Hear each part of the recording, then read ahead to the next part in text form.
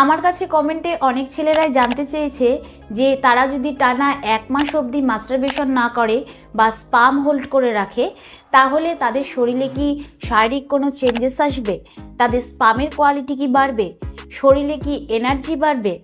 তো আজকের এই ভিডিওর মাধ্যমে আমি আপনাকে ডিটেলসে জানাবো যে টানা 1 মাস হস্তমৈথুন না করলে দেহে কি ঘটবে। তো তার জন্য ভিডিওটা শেষ পর্যন্ত দেখুন। আর ভিডিওটা শুরু করার আগে বলবো যে এরপর আপনি কোন ভিডিও দেখতে চান নিচে কমেন্টে জানান। নমস্কার, আমি মাধুরী দাস, হেলথ কনসালটেন্ট। তো চলুন শুরু করা যাক।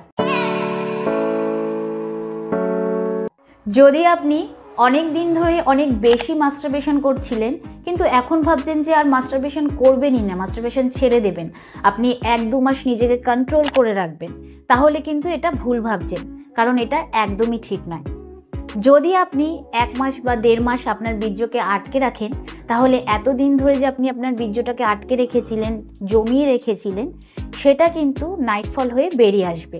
আর এতে কিন্তু কোনো লাভই হবে না, কারণ আপনার বডির প্রসেসিং তো সেরকমই চলবে, কারণ আপনার বডি জানে যে তাকে কতটা স্পাম তৈরি করতে হবে আর সে সেই হিসেবেই কিন্তু স্পাম তৈরি করতে থাকে।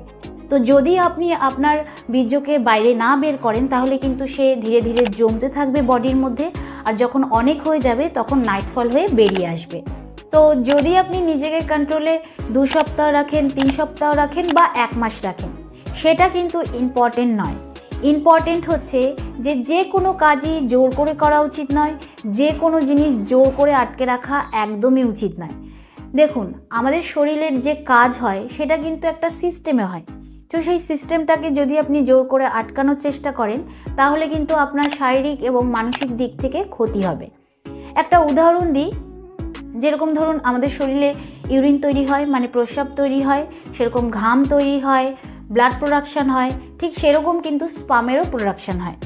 তো এগুলোকে আমাদের শরীর থেকে বের করে শরীরকে ভেতর থেকে পরিষ্কার রাখার জন্য কিন্তু নেচারের কিছু সিস্টেম রয়েছে। তো এই সিস্টেমের মধ্যে এটাও পড়ে যে আপনার শরীরে স্পাম তৈরিও হবে এবং শরীর থেকে সেটা বেরিয়েও যাবে। তো এটা বেরানোর 3টে পদ্ধতি রয়েছে। 1 হচ্ছে মাস্টারবেশন, 2 হচ্ছে নাইটফল, 3 হচ্ছে সেক্স। এই 3টের মধ্যে যে কোনো একটাকে যদি আপনি আটকাতে চান তাহলে কিন্তু আপনার ভেতরে ভেতরে ভয় ফিল হবে, আপনার বডির টেম্পারেচার বেড়ে যাবে, আপনার রাগ হবে, আপনার মুড খারাপ থাকবে, যে কোনো নেশা ছাড়ার সময় যেরকম ফিল হয় ঠিক সেরকম কিন্তু আপনার ফিল হবে। তো 72 ঘন্টা একটা টাইম হয় স্পাম প্রোডাকশানের। যদি আপনি সপ্তাহে 1 বার মাস্টারবেশন করেন বা 1 বার আপনার নাইটফল হয় তাহলে কিন্তু এটা একদমই নর্মাল। এতে লাভ লোকসানের থেকে বড় কথা হচ্ছে এতে আপনি মেন্টাল এবং ফিজিক্যাল দিক থেকে নর্মাল থাকবেন আর আপনার কোনো রকম সমস্যা হবে না, কোনো রকম ক্ষতি হবে না। কিন্তু যদি কেউ বলে যে আমার বেরি হয় না, আমি বেরি করতে দিই না, তাহলে হতে পারে তার কোনো রকম সমস্যা রয়েছে, হতে পারে তার সেক্সুয়াল ট্রান্সমিটেড ডিজিজ রয়েছে। তো যদি আপনি আপনার স্পামকে হোল্ড করে রাখতে চান, আপনার মাস্টারবেশনকে কন্ট্রোলে রাখতে চান, তাহলে এটা চট করেই একদিনে হয়ে যাবে না। এটা করার জন্য কিন্তু আপনাকে স্টেপ বাই স্টেপ ধীরে ধীরে এগোতে হবে। ধরুন আপনি আগে দিনে 2 বার করতেন, এবার চেষ্টা করতে হবে আপনাকে দিনে 1 বার করার। তারপরে কিছুদিন বাদে গিয়ে আপনাকে 2 দিনে 1 বার করার চেষ্টা করতে হবে, আবার কিছুদিন বাদে গিয়ে আপনাকে সপ্তাহে 1 বার করার চেষ্টা করতে হবে।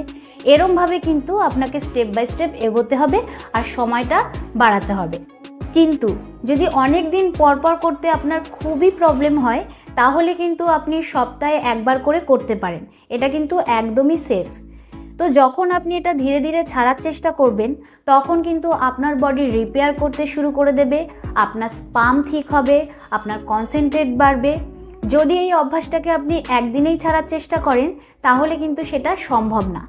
একদিনে ছাড়ার চেষ্টা করলে কিন্তু আপনি নিজের ওপর কন্ট্রোল রাখতে পারবেন না, আপনি যেই কাজটা করতে চাইছেন না সেটাই আপনার বারবার করতে ইচ্ছা করবে। তাই এটা স্টেপ বাই স্টেপ করাই উচিত।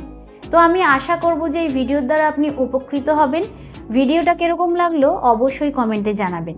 আজকের মতন এতটুকুই, আবার দেখা হবে পরবর্তী ভিডিও নিয়ে। নমস্কার।